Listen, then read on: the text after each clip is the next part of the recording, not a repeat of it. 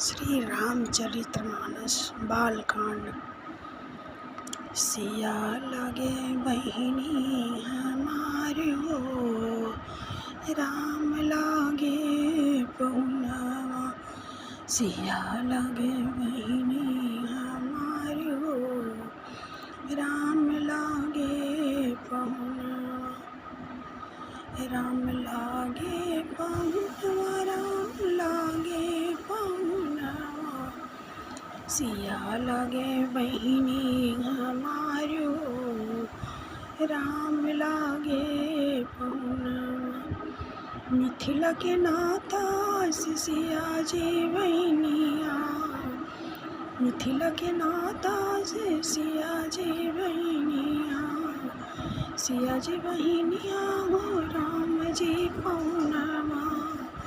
सिया जी बहनिया हो, राम जी पहुनवा, राम जी पहुनवा।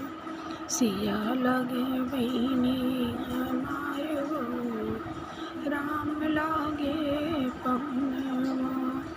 सिया लगे बहिनी हमारे हो, राम लागे पहुनवा। सरसों के फूल जैसे सिया जी बहनिया, सरसों के फूल जैसे सिया जी बहनिया। तिसिया का फूल जैसे राम हो, सिया लागे बहनिया।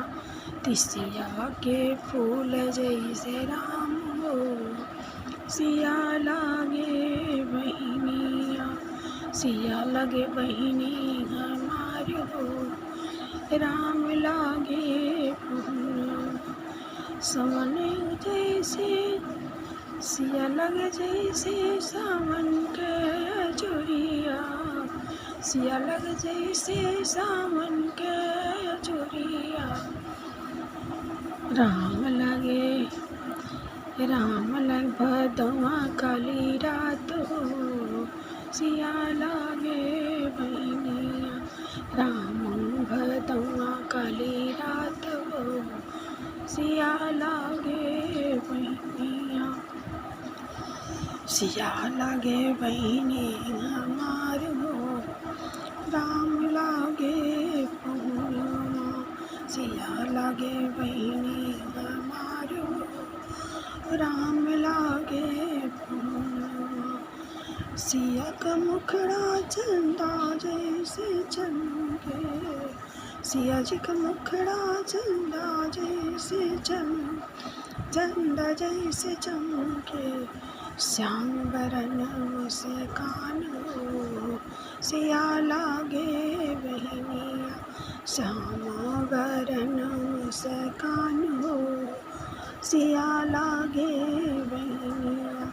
सिया लगे बहिनी हमार हो, राम लागे पहुनवा।